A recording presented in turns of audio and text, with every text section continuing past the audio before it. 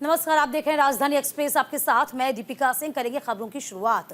देहरादून में बीजेपी का सदस्यता अभियान कार्यक्रम हो रहा है और कार्यक्रम में पुष्कर सिंह धामी शामिल होंगे, जहां बीजेपी महानगर कार्यकर्ताओं के साथ वे संवाद करेंगे। सीएम पुष्कर सिंह धामी देहरादून में बीजेपी का सदस्यता अभियान कार्यक्रम में शामिल होंगे, जहां सीएम धामी बीजेपी के महानगर के कार्यकर्ताओं के साथ संवाद करेंगे। सीएम धामी कार्यकर्ताओं के साथ सहभोज भी करेंगे। तो देहरादून में आपको बता दें कि राज्य में बीजेपी का सदस्यता अभियान शुरू हो चुका है। कोशिश यही है कि ज्यादा से ज्यादा लोगों को बीजेपी का सदस्य बनाया जाए, बीजेपी की जो धारा है, मुख्य धारा है, उससे जोड़ा जाए। और इसी की शुरुआत करते हुए कार्यक्रम में मुख्यमंत्री पुष्कर सिंह धामी भी अब शामिल होंगे। महानगर के जो कार्यकर्ता है वह भी इसमें शामिल होंगे।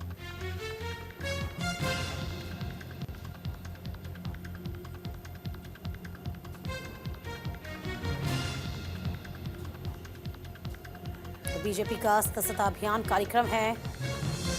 बीजेपी महानगर के कार्यकर्ताओं के साथ संवाद किया जाएगा।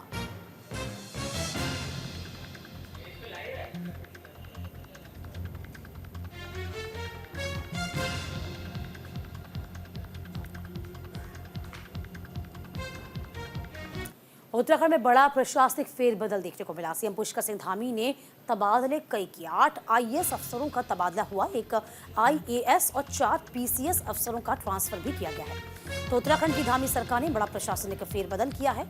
वहीं सीएम पुष्कर सिंह धामी ने प्रदेश में 8 आईएएस अफसरों का तबादला किया है। साथ ही 1 आईएफएस अफसर, 4 पीसीएस अफसरों के भी ट्रांसफर हुए। बताते चले कि पराग मधुकर धकाते को विशेष सचिव मुख्यमंत्री के प्रभार से हटाया गया। उन्हें उत्तराखंड प्रदूषण नियंत्रण बोर्ड का सदस्य सचिव नियुक्त किया गया है।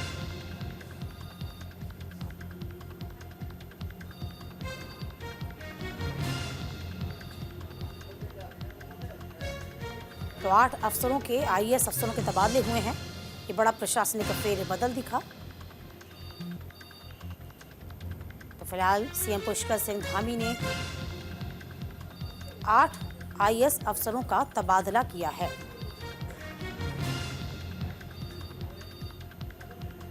आईएएस और 4 पीसीएस अफसरों के ट्रांसफर किए गए हैं। इसे बड़ा प्रशासनिक फेरबदल माना जा रहा है। देखिए, अब समझ में आएगा कि रूटीन के अकॉर्डिंग ही ये तबादले हुए हैं या फिर सरकार की मंशा कुछ और थी। ये बहुत जल्द स्पष्ट हो जाएगा।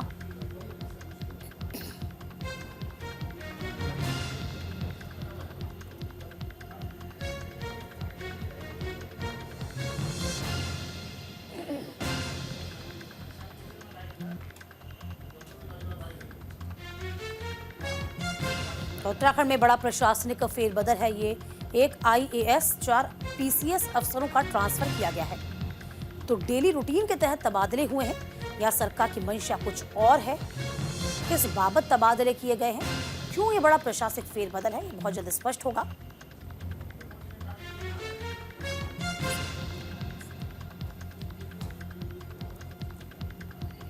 और तमाम जानकारी के साथ हमारे सहयोगी अनुज अवस्थी इस वक्त देहरादून से, संजय पुंडीर हमारे साथ हरिद्वार से लगातार बने हुए हैं। अनुज, सबसे पहले आपसे जानना चाहेंगे, जो ये बड़ा प्रशासनिक फेरबदल देखा जा रहा है, इसके पीछे सरकार की क्या मंशा है? क्या ये रूटीन है या फिर किसी और मंशा के तहत तबादले? बिल्कुल दीपिका, कल देर रात करीब आधा दर्जन से ज्यादा आईएएस, पीसीएस और आईएफएस अफसरों के तबादले किए गए। ये जो तबादले किए गए हैं, ये रूटीन तबादले हैं और सरकार ने इस बार भी काफी लंबे समय से तबादले होने थे, लेकिन फिलहाल ये चल गए थे। लेकिन कल देर रात ये तबादले हुए। हरिद्वार डीएम की अगर बात करें तो वो चेंज किए गए हैं।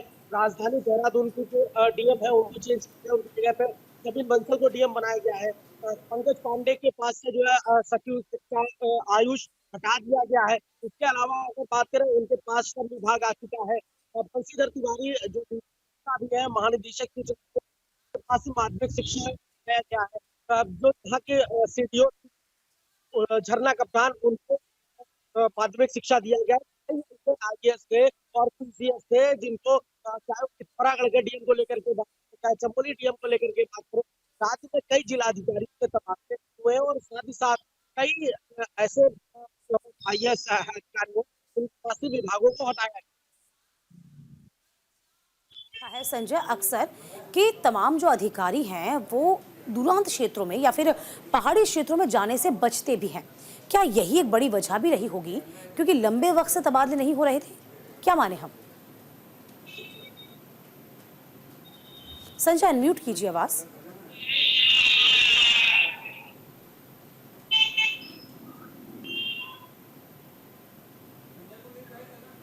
जी संजय। बिल्कुल, अगर उत्तराखंड की बात की जाए तो उत्तराखंड में इन दिनों कानून व्यवस्था पर कई तरह के सवाल उठ रहे हैं, जिसके बाद मुख्यमंत्री पुष्कर सिंह धामी खुद मॉनिटरिंग कर रहे हैं और प्रशासनिक ढांचे को मजबूत करने के लिए और बेहतर कार्य कुशलता के लिए ये फेरबदल किए गए हैं।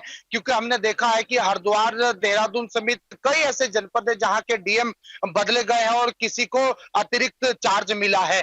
यानी कह सकते हैं कि लगातार ही उत्तराखंड की अगर बात की जाए तो हरिद्वार जिले की बात की जाए तो यहाँ पर जो नए जिला अधिकारी होंगे वो कामेंद्र सिंह होंगे और यहाँ के जो पहले जिला अधिकारी थे धीराज सिंह गबरियाल, उनको हटा दिया गया है। उसके अलावा कई ऐसे जनपद है जहां डीएम बदले गए हैं। यानी मुख्यमंत्री खुद यही चाहते हैं कि उत्तराखंड की जो कार्य है वो बेहतर से बेहतर और लोगों को बेहतरीन सुविधा मिले। यानी इसी को देखते हुए तमाम यहाँ फैसला लिया गया है। जी, अब चूंकि 15 पुलिस वालों को इधर से उधर किया गया है तो हम ये अब मान सकते हैं कि जो बढ़ती आपराधिक घटना स्पेशली हरिद्वार में हो रही है उस पर अंकुश लग पाएगा?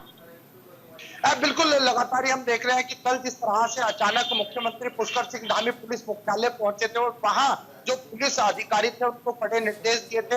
हरिद्वार की बात की जाए तो बीते 2 से 4 दिनों यानी रविवार से लगातार हम देख रहे हैं कि कई ऐसी आपराधिक घटनाएं हो रही है जिससे पुलिस की कार्यशैली पर सवाल भी खड़े हो रहे हैं और पुलिस की फिरकरी भी हो रही है।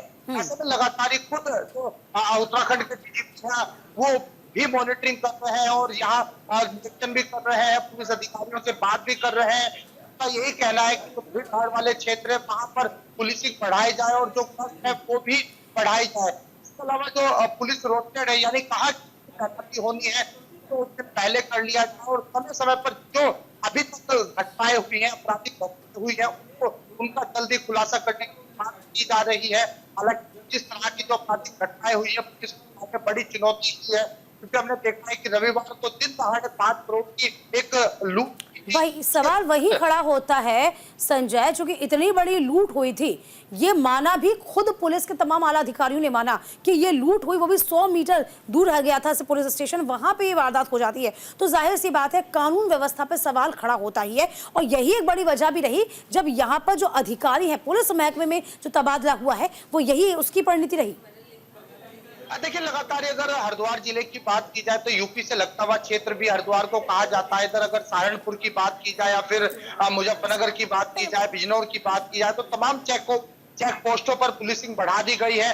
देर रात तक हम वहां देख रहे हैं कि लगातार चेकिंग की जा रही है। ऐसे में पुलिस के सामने एक बड़ी चुनौती और पुलिस इस चुनौती को कैसे स्वीकार करती है, कैसे करोड़ों की लूट का खुलासा करती है, ये आने वाला वक्त बताएगा। लेकिन करोड़ों की चोरी मामले में पुलिस लगातार ही धरपकड़ कर रही है और जल्द खुलासा करने की भी बात कह रही है। चलिए, बहुत शुक्रिया संजय आपका, अनुज आपका तमाम जानकारी देने के लिए। तो 8 आईएएस अफसरों के तो तबादले हुए ही हैं, लेकिन हरिद्वार का यदि हम जिक्र करते हैं तो हरिद्वार में प्रशासनिक व्यवस्था को दुरुस्त करने के लिए भी बड़ा बदलाव देखने को मिला।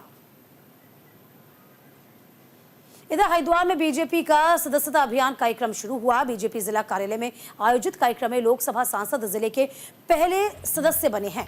खबर हरिद्वार से, जहां पर भारतीय जनता पार्टी के सदस्यता अभियान कार्यक्रम में हरिद्वार में भी लॉन्चिंग हुई है। इधर हरिद्वार के जगजीतपुर से स्थित भाजपा जिला कार्यालय में आयोजित कार्यक्रम में लोकसभा सांसद त्रिवेंद्र सिंह रावत जिले के पहले सदस्य बने। इसके बाद सैकड़ों कार्यकर्ताओं को सदस्यता दिलाई गई है। आपको बता दें, बीजेपी इन दिनों सदस्यता अभियान चला रही है जिसमें पुराने सदस्यों के नवीनीकरण के साथ नए सदस्य जोड़े गए।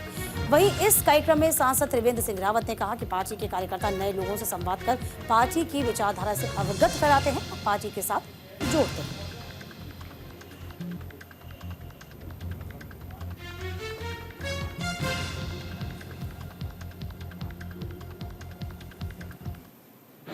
इस सदस्यता अभियान के माध्यम से हम तमाम नए वर्गों के बीच जाते हैं। कुछ इस दौरान जो पार्टी की सदस्यता के पात्रता के योग्य हो जाते हैं, जैसे हमारे बच्चे हैं, कोई 15, 16, 17 साल का बच्चा है, तो कम से कम आयु 18 साल होना चाहिए। यानी तमाम लोगों से बातचीत करके और पार्टी के बारे में भी उनको बताते हैं, उनको समझाते हैं।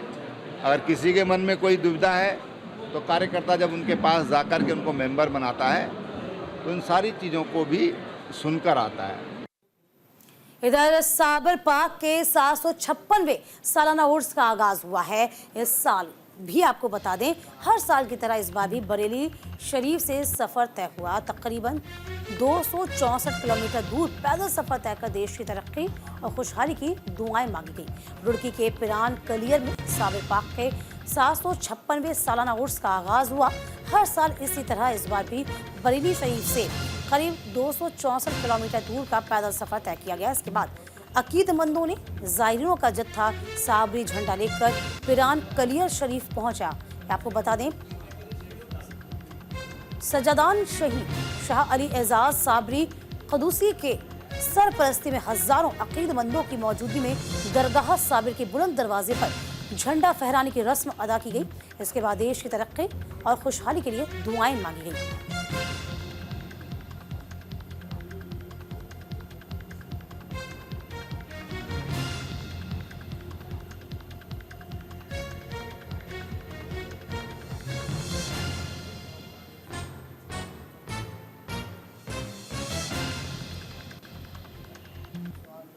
हुजूर साबिर पाक का 756वां उर्स पाक बहुत बहुत मुबारक हो। उर्स पाक की दिली मुबारकबाद है। आज हुजूर साबिर पाक के 756वें उर्स का आगाज हो चुका है। अब से 15 रोज पहले 21 अगस्त को बरेली शरीफ से सूफी वसीम साबरी की क़यादत में 150 लोगों का जत्था जो हुजूर साबिर पाक की नगरी के लिए पैदल रवाना हुए थे, उन्हें मैं बरेली शरीफ रवाना करने गया था। वो 15 दिन का कठिन सफर तय करके आज कली शरीफ पहुंचे हैं। हरिद्वार में एक बार फिर से बारिश से कोहराम मचा है। 2 दिन तक लगातार बारिश हुई, आवाजाही स्थगित कर दी गई है। बारिश से कई जगह में जल भराव की समस्या है। खबर लक्सर से है, जहां हरिद्वार क्षेत्र में एक बार फिर से बारिश ने कोहराम मचाना शुरू कर दिया। बताया जा रहा है कि क्षेत्र में 2 दिन तक लगातार बारिश हुई। इसी के कारण क्षेत्र की जो नदियां हैं उफान की कगार पर हैं। नदियों का पानी ओवरफ्लो होकर ग्रामीणों की फसलों में फैलना शुरू हुआ। गंगा नदी और सोलानी नदी का पानी आसपास के तकरीबन 2 दर्जन से अधिक गाँव के लोगों की गन्ने धान की फसलों में फैला। आपको बता दें कि बारिश से नगरीय क्षेत्रों में भी भारी जलभराव की समस्या बनी। यदि यही हालात रहे तो एक बार फिर से बाढ़ जैसी स्थिति बन सकती है।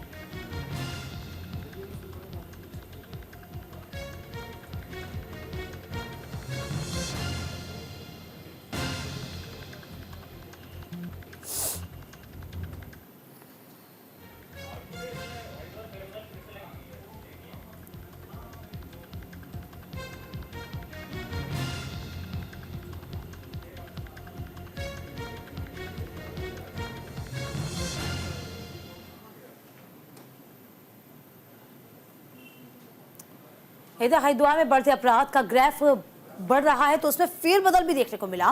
एसएसपी ने पुलिस के काम में बड़ा फेरबदल किया। पुलिस जो 15 पुलिसकर्मियों को इधर से उधर ट्रांसफर किया गया। हरिद्वार में बढ़ते अपराध को देखते हुए हरिद्वार के एसएसपी प्रमेंद्र सिंह डोभाल ने पुलिसकर्मियों के कार्यक्षेत्र में फेरबदल किया। 7 इंस्पेक्टर सहित कुल 15 पुलिसकर्मियों को इधर से उधर किया गया है। आपको बता दें, निरीक्षक कमल मोहन भंडारी को पुलिस ऑफिस से हटाकर प्रभारी निरीक्षक रानीपुर कोतवाली की जिम्मेदारी सौंपी गई। इधर उप निरीक्षक मनोज नौटियाल की जिम्मेदारी को बढ़ाया गया और चौकी गैस प्लांट से हटकर कनखल थानाध्यक्ष की जिम्मेदारी सौंपी गई।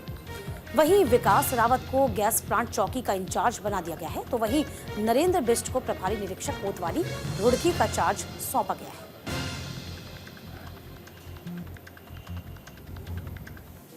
इधर लक्सर में सड़कों का लोकार्पण हुआ। विकास परिषद चेयरमैन ने किया है लोकार्पण। कई हजारों किसानों को इससे लाभ मिलेगा। खबर लक्सर से है, जहां गन्ना विकास परिषद ने किसानों के खेतों को गांव हाईवे से जोड़ने वाली सड़कों का निर्माण लगातार किया। इस क्रम में हाल ही में परिषद द्वारा बनाई गई 2 सड़कों का गन्ना विकास परिषद चेयरमैन राजेंद्र सिंह खड़ी ने फीता काट कर लोकार्पण किया। इस दौरान चेयरमैन राजेंद्र सिंह खड़ी आपको बता दें कि सिंघड़ी ने कहा कि गन्ना विकास परिषद किसानों के खेतों के लिए काम करता है। खासतौर पर किसानों के खेतों में जो रास्ते मुख्य सड़क गांव को जोड़ते हैं उन्हें पक्का कराने, सीसी रोड और तारकोल की सड़क बनाने पर काम परिषद कराएगा, ताकि किसानों को अपनी फसल खेतों से निकालकर शुगर मिल मंडियों तक पहुंचाने में दिक्कतें ना हो। इस क्षेत्र के कई हजारों किसानों को लाभ मिलेगा। वहीं इस मौके पर ज्येष्ठ गन्ना निरीक्षक दिग्विजय सिंह और विशेष सचिव समय सिंह सहित कई अधिकारियों किसान मौजूद रहे।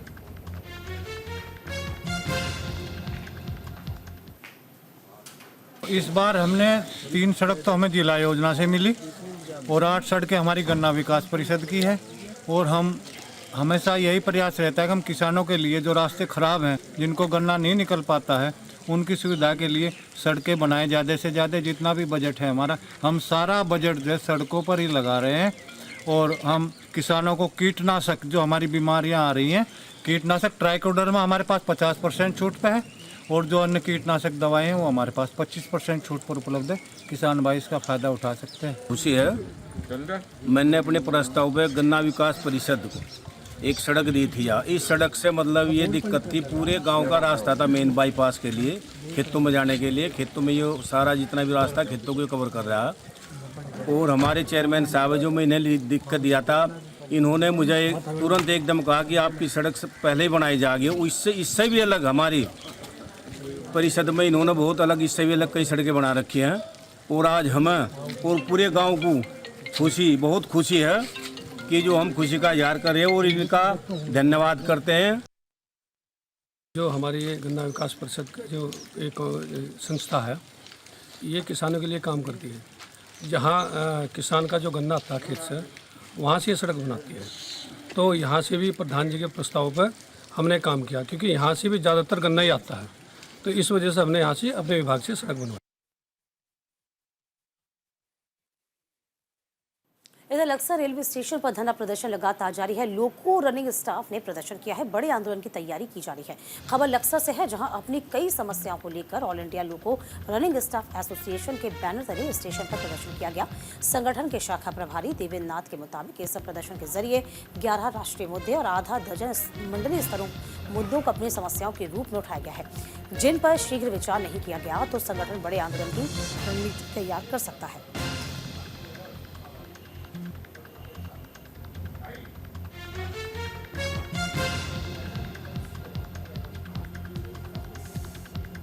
प्रमुख मांगे हैं कि सभी को 50% डीए बढ़ने के बाद टीए का रेट 25% इंक्रीज हो गया, परंतु लोको पायलट रनिंग स्टाफ को 25% माइलेज के रेट में बढ़ोतरी नहीं हुई। तो हमारी ये सरकार से मांग है कि हमारी भी 25% माइलेज का रेट बढ़ा दिया जाए। और प्रमुख मांग ये है कि सबको साप्ताहिक रेस्ट दिया जाता है, हमें भी दिया जाता है, परंतु हमारी जो गणना होती है वो गन्ना हमारी जो मूल रेस्ट है उसको ऐड करके किया जाता है। जबकि हम लोग का डिमांड है कि रेस्ट जो है हमारा ड्यूटी करने के बाद 16 घंटे जो रेस्ट मिलते हैं उसको प्लस करके 30 आवर अलग से दिया जाए। इस बीच सोलर फेस्टिवल पर पीएम मोदी का संदेश है, क्या कुछ है जरा जानिए। An attractive option. I'm sure many nations have similar valuable insights derived from their work on energy transition. Friends, in a short time, the ISA has made a lot of progress. In 44 countries, it has assisted in developing nearly 10 gigawatt of electricity. The alliance has also played a role in bringing down the global prices of solar pumps. Private sector investment is being enabled, especially in African member countries. A number of promising solar startups from Africa, Asia Pacific, and India are being encouraged. This initiative will also be expanded to Latin America and the Caribbean soon. These are noteworthy steps in the right direction. Friends, to ensure an energy transition, the world must collectively discuss some important matters. The imbalance in concentration of green energy investments need to be addressed.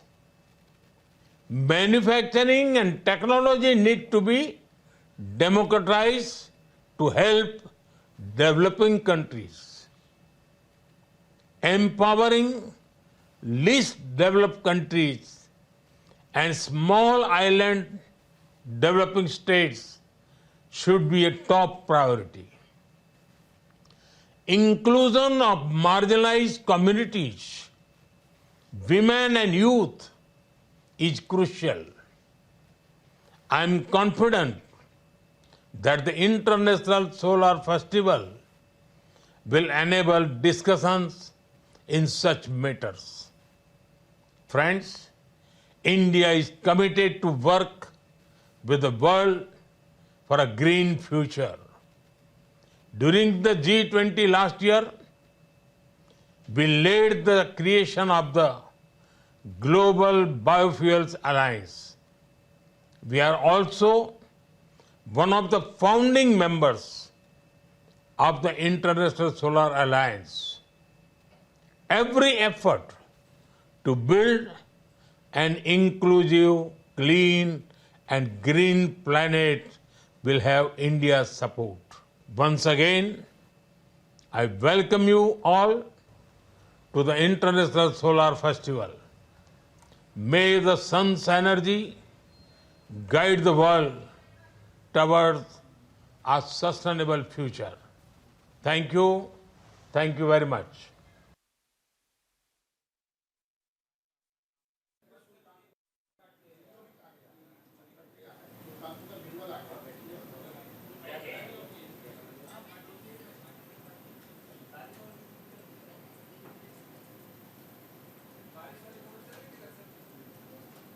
इसी के साथ इस bulletin में अभी के लिए बस इतना ही। वक्त छोटे से ब्रेक का, फौरन लौटेंगे कुछ और खास खबरों के साथ।